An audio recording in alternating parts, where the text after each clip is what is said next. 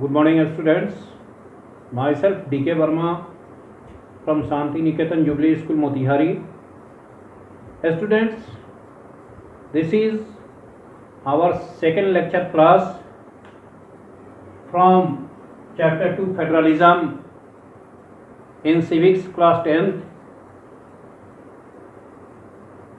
Students, we have already studied about federalism in the first lecture class with the topics which are given here. What is federalism? Key features of federalism such as two or more levels of the government in a federal system of the government, different levels of the government govern the same citizens, but each has its jurisdictions on specified matters, subjects such as legislation, taxation and administration. Their jurisdictions are specified in the Constitution also. Their jurisdictions means jurisdictions of each and every level of the government are specified in the Constitution.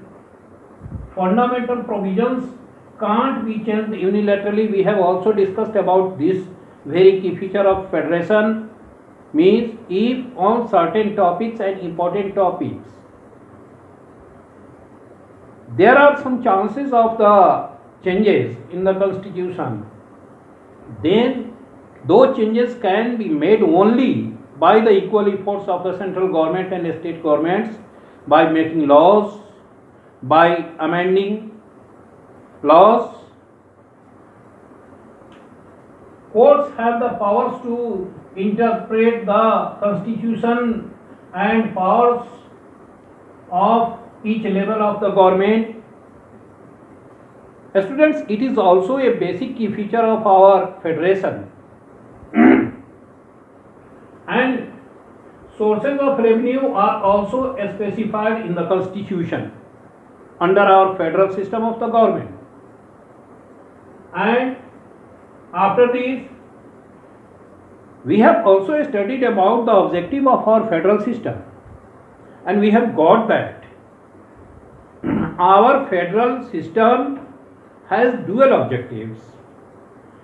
The first objective of our federal system is just to accommodate the regional diversity. Here regional diversity means just how to recognize and give respect to each and every caste, religion, language, culture, civilization. And the second objective of our federal system is just to accommodate our society and just to promote unity and integrity of the country. So we have already studied about all these basic features of our federal system, students, in our first lecture class from chapter 2 civics, that is federalism.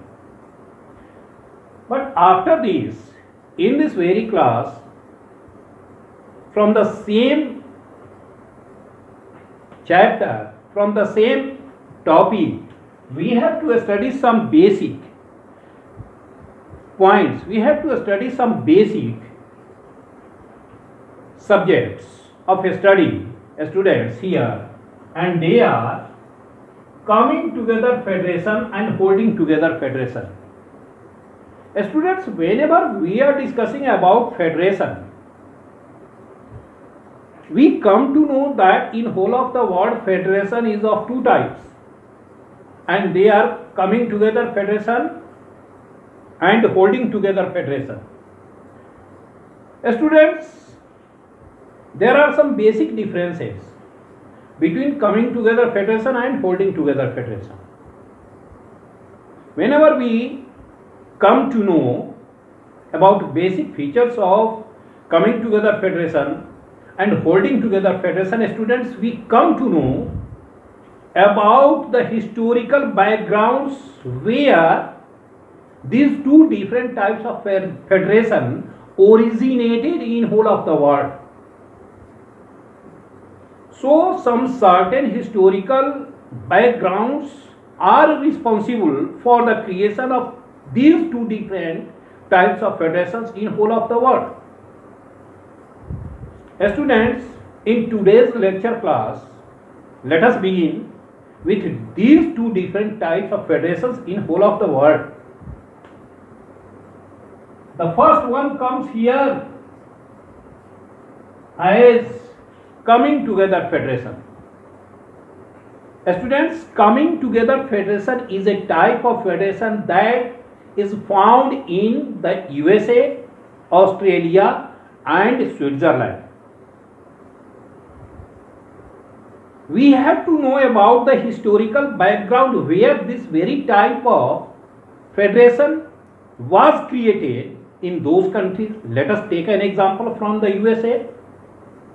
Students, we already know that in the past USA, then America was ruled by the British. America was the colony of the Britain. And there were 13 different colonies ruled out by the British. After a long period of their rule, the citizens of America felt that they must unite themselves for the sake to fight against the British and just to make the country free from the British clutches. And it was the year 1773-74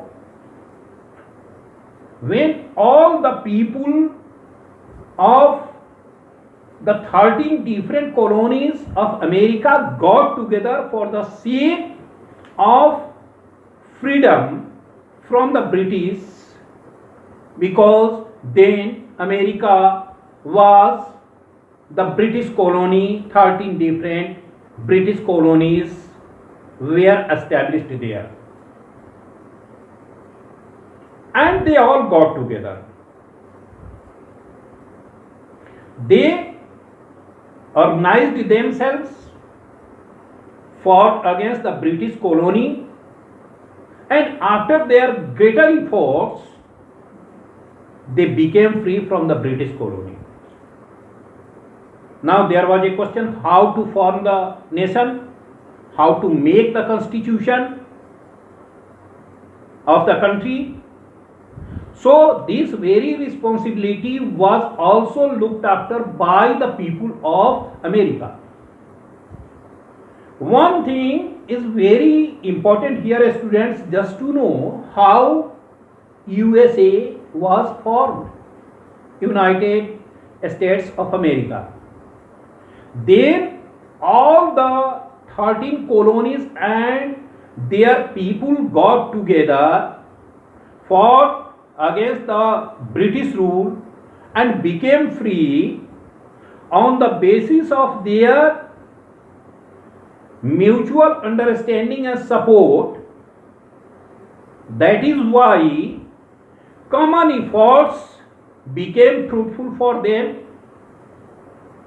and this was the sole basis of the formation of the USA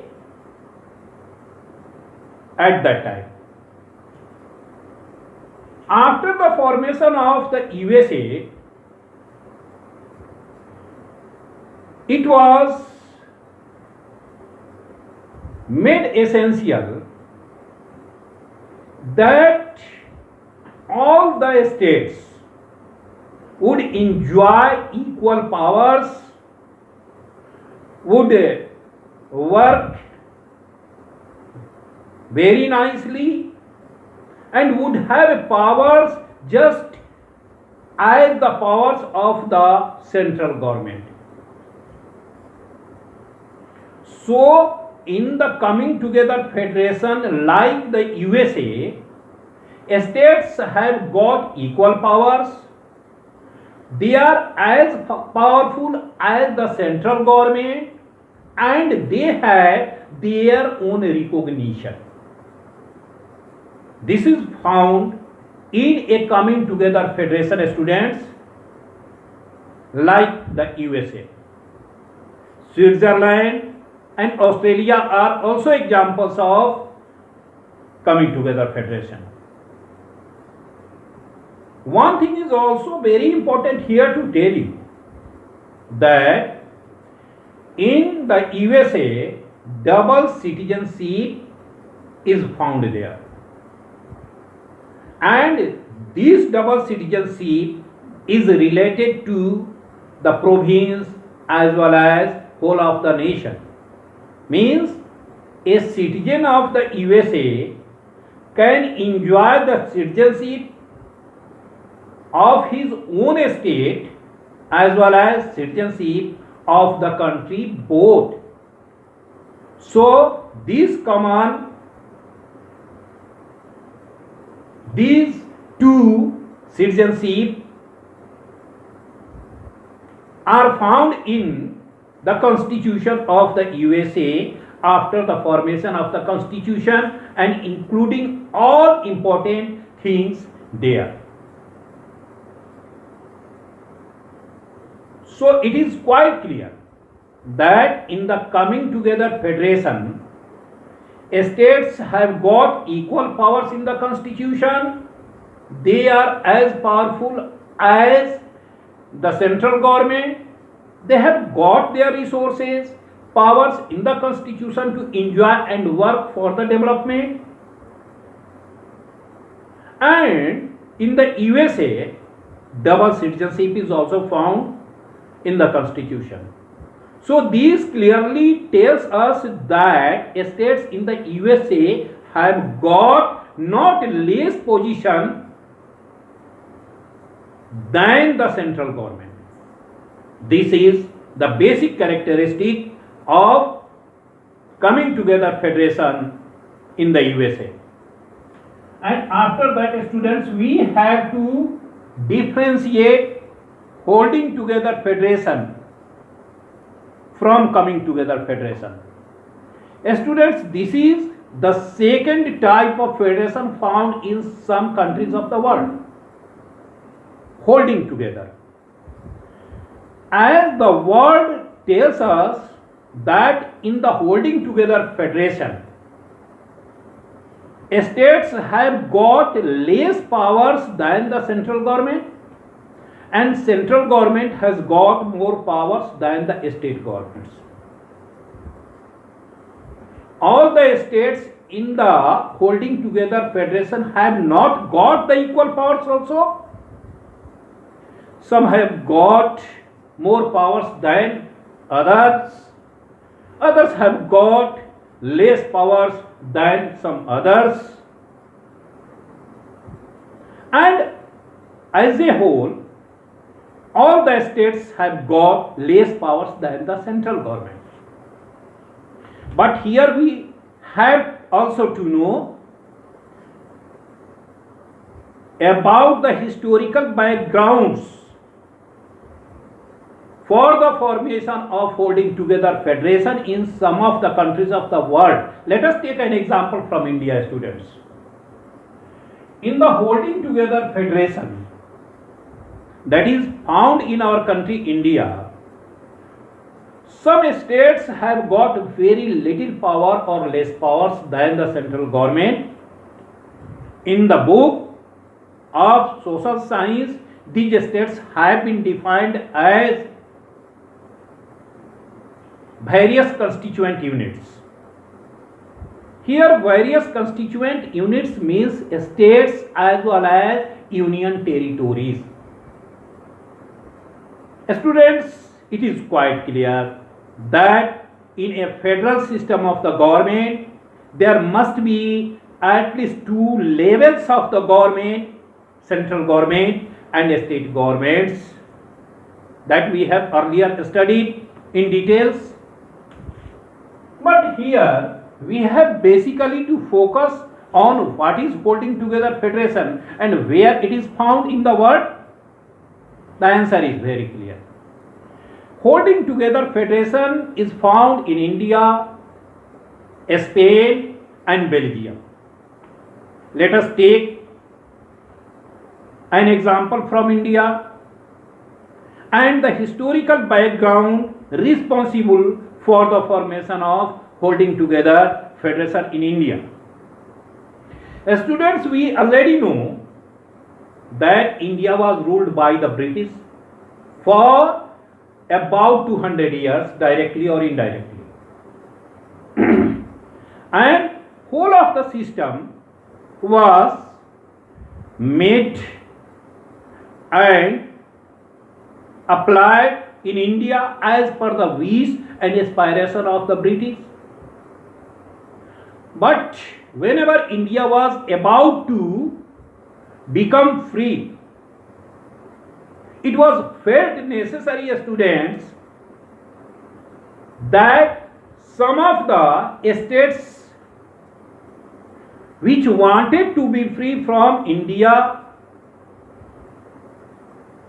and they also wanted to enjoy their independent status after the freedom of the country and the division of the nation, there was a very important task before us, before the constitution makers, and that was just how to unify whole of the nation with all states. And this was a very tough task, students. This was made possible by the greater will of our government, especially by our Home Minister Sardar Vallabhbhai Patel. Then Junagadh, Jammu Kashmir and Hyderabad Nizam wanted to be free from Indian Federation. They wanted to enjoy their position independently. Pakistan was made as a separate nation on the basis of religion. So this was a great problem before the policy makers, the government, about how they could unify those states like Junagadh, Hyderabad Nizam and Jammu Kashmir. And this was made possible, students. Then, with the greater efforts and greater willpower of our government and especially the willpower of our Home Minister Sardar Vallabhbhai Patel, Jammu Kashmir, Junagadh and Hyderabad Nizam were made parts of Indian Federation. This was a very tough task, but this very tough task was made easier and they became part and parcel of our federal system. This was the main reason just to adopt a federation in the form of holding together federation. Because those states could not be given more powers than the central government or just parallel powers as the central government. That is why, as per condition prevailing at the time, some states were given less powers, very less powers, not the equal powers together, but it was made essential for whole of the states just to enjoy their jurisdictions less than the powers and jurisdictions of the central government, so that our unity and integrity could be made better and stronger. And this was made possible, students. So it is very clear that in a holding together federation, central government has more powers, state governments have less powers or little powers, and in some matters central government has powers in the constitution in whole of the country to enjoy and work for the unity and integrity of the nation and for the development of the citizens and society. So students, we have already got the differences between coming together federation and holding together federation, and once again I would like to tell you that India, Spain and just some other countries are examples of holding together federation. After this, a topic comes here for discussion, students, and that is jurisdiction. That is jurisdiction. In Hindi it is known as Kshetradhikar, but we have to define it. Students, jurisdiction is the legal field of someone or some organization on some matters or fields regarding powers, taxation, legislation, etc.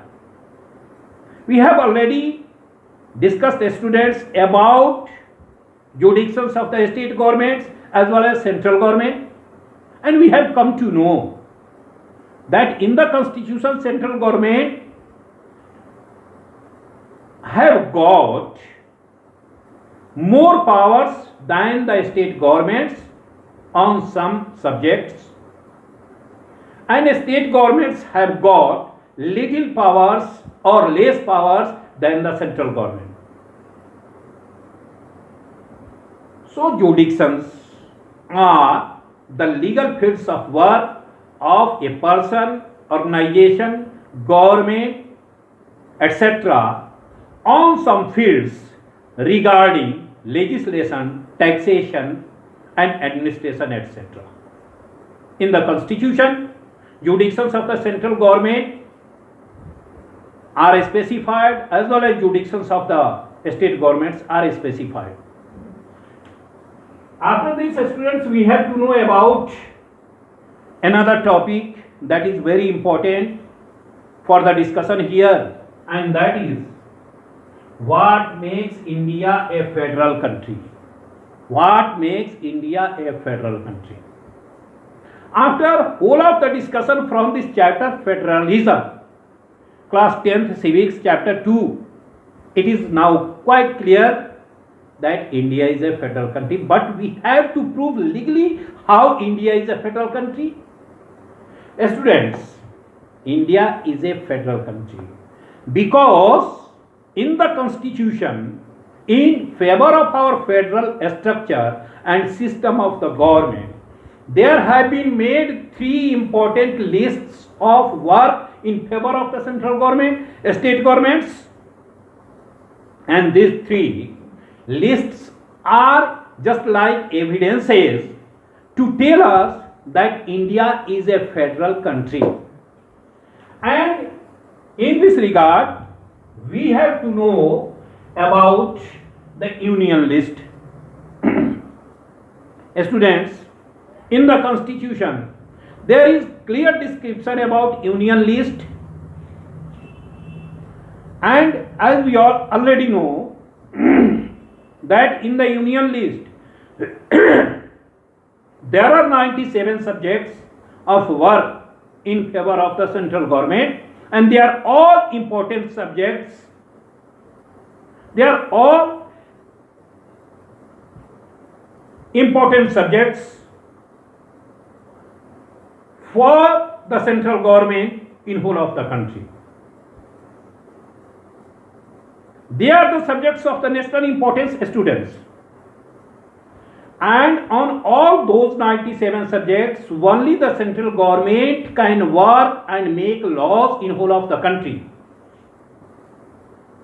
And those subjects are banking, foreign affairs, railways, communication, defense, etc. Because these are the subjects of the union list over which the central government works as well as makes laws for whole of the countries, and the subjects are of national importance. That is why they have been given to in favor of the central government in the constitution. State governments agree upon them.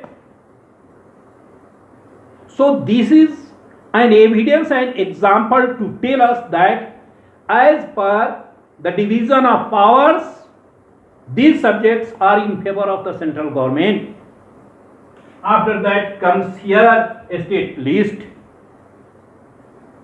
Students, besides union list, there are also some other lists of works, and here we are going to know about the state list. Students, in the constitution there are 66 subjects in the state list in favor of the state governments, and those state governments enjoy powers and position as per the given jurisdiction in favor of them. There are 66 subjects in the state list of the state importance, and some of the example subjects in this list are police, that is responsible to maintain law and order in the territory, in the areas where they are deputed, trade, commerce, agriculture and irrigation.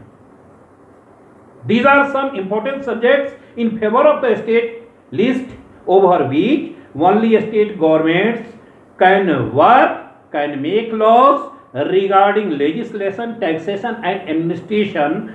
On all those 66 subjects of the state list, only state governments can work and make laws. Central government can't interfere on the matters of the state list and subjects in the state list, as well as state governments can't interfere in the matters of the central government and subjects included in the union list. But besides these two lists, union list and state lists, students, there is also another list, the third list, known as the concurrent list. In Hindi, it is known as Samavarti Suchi. Students, what is concurrent list?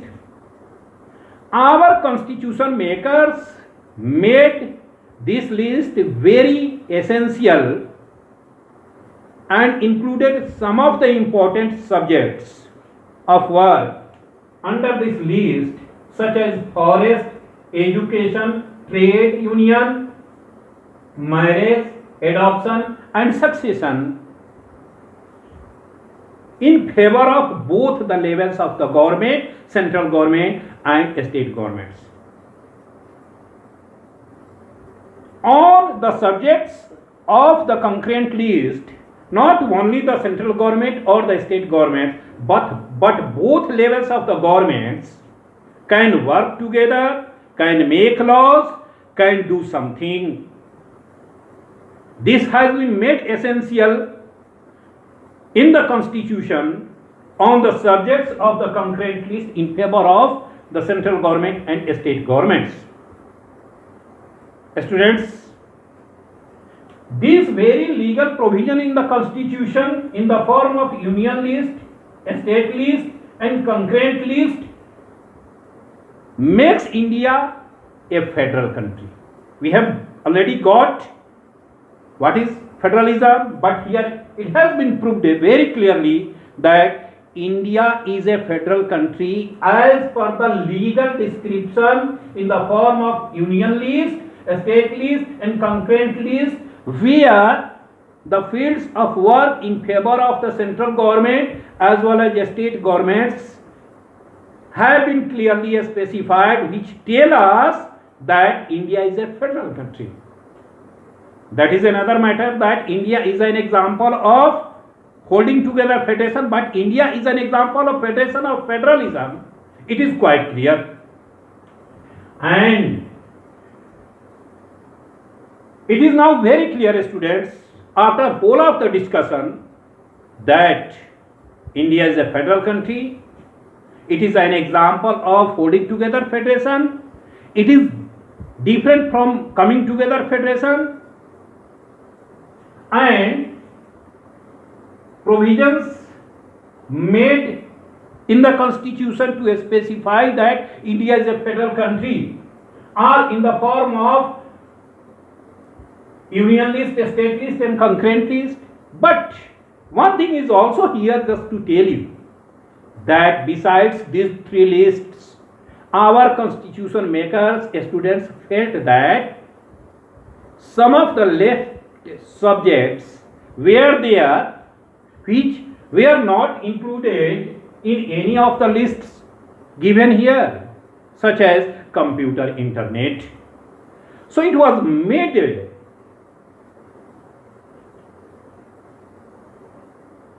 possible, it was made mandatory that on the left subjects such as computer, internet and so on, only the central government would be able to work and make laws. So whole of the discussion here on federalism tells us that in our federal system of the government, in the constitution, our central government has got very more powers and state governments have got less powers than the central government.